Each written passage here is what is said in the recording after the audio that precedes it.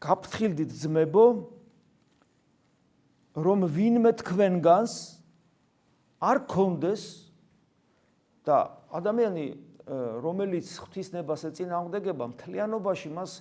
ეკლესია უწოდებს ურწმუნოს. მიუხედავად იმისა, რომ ქრისტეს ღმერთობის ფაქტობრივად შეიძლება ჯეროდეს. ხოთაშორის ქრისტეს ღმერთობის ფაქტობრივი დაჯერება,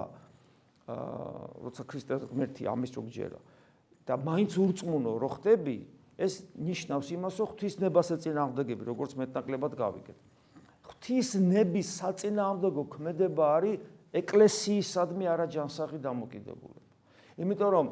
ღვთისნებით განცხადა, რომ ეკლესია დაარსებული არის ღმერთის თავად ქრისტეს მიერ. ეკლესია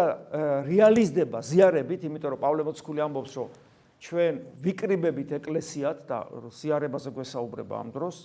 და როცა ზიარებით ეს არის ზუსტად ეკლესიის შეკრება და ეკლესია ამავე დროს არის სვეტი და სიმტკიცე ჭეშმარიტებისა, იმიტომ რომ მასში ღიებს სულიწმინდა ღმერთი და ამიტომაც მისი სიტყვა არა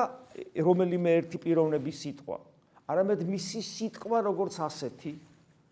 ანუ კრებსითად, საუკუნეებში გამოტარებული, არის ჭეშმარიტება, იმიტომ რომ სულიწმინდა ღმერთი მეტყველებს ეკლესიის მიერ, იმიტომ რომ ეკლესია ქრისტეს სხეულია, ესე რომ არ იყოს,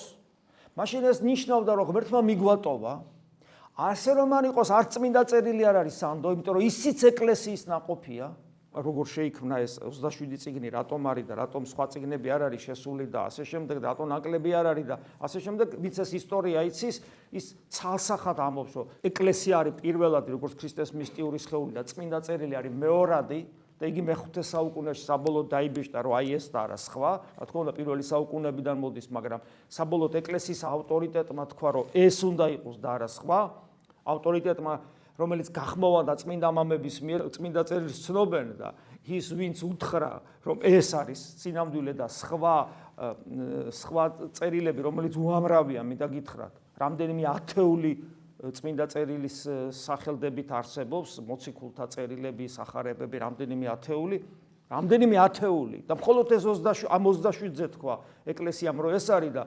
შეროცა ეკლესიის ავტორიტეტს ენდობი იმაში რომ ეს არის და არა სხვა და დანარჩენში ეკლესიას გვერდზე გაწევ ეს სადავრი ლოგიკაა ხო აი ეს არის ამიტომ ეკლესია ხდება ავტორიტეტი რამე თუ არა ადამიანობის გამო არამედ იმის გამო რომ მასში ღმერთია და კიდევ ვიმეორებ ეს დასტურდება არა მარტო წმინდა წერილით არამედ საეკლესიო კრებებით იმ დოგმატებით რომელსაც ასევე პროტესტანტები იღებენ დოგმატებით ანუ საღვთო ბრძანება რომელიც წმინდა წერილშია მე გადმოცემული რომელიც ეკლესიამ მოგცა და მე ეკლესიამვე განმარტა რატომ ასე და არა სხვანაირად რატომ ამ ფორმულირებით და არა სხვა ფორმულირებით ეს ყველაფერი საეკლესიო კრებების მიერ მოცემულია და როგორ შეიძლება ეკლესიისადმი ნდობა გაგიქრეს იმ წამსვე ღმერთისადმი უკვე შეგეპარება და ამიტომ როდესაც მაგალითად ებრძვიან თუნდაც საქართველოს მართლმადიდებელ ეკლესიას მის იერარქიას მის დადგენილებებს და ეს მარტო საქართველოში არ ხდება. იგივე ხდება რუსეთში, იგივე ხდება უკრაინაში, იგივე ხდება საბერძნეთში, ხო არსებობენ ეს ჯგუფები, რომლებიც ასე ებრძვიან. თავარი აი როგორ მიხვდეს ადამიანი, რომ ესა თუ ის თეოლოგი იქნება, თუ ის სასულიერო პირი, თუ ყოფილი სასულიერო პირი, თუ ასე შემდეგ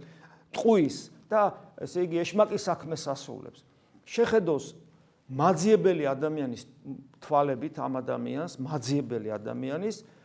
ადამიანი რომელიც ეძებს და არ იცის სად არის ჭეშმარიტება და უცებ ვიღაცა თეოლოგი ან ვიღაცა სასულიერო პირი ან ყოფილი სასულიერო პირი გამოდის და უსმენს და უცებ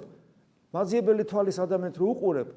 იმის ლაპარაკიდან გამომდინარე არავითარ შემთხვევაში არ მოგინდება რომ ეკლესიაში მიხვიდე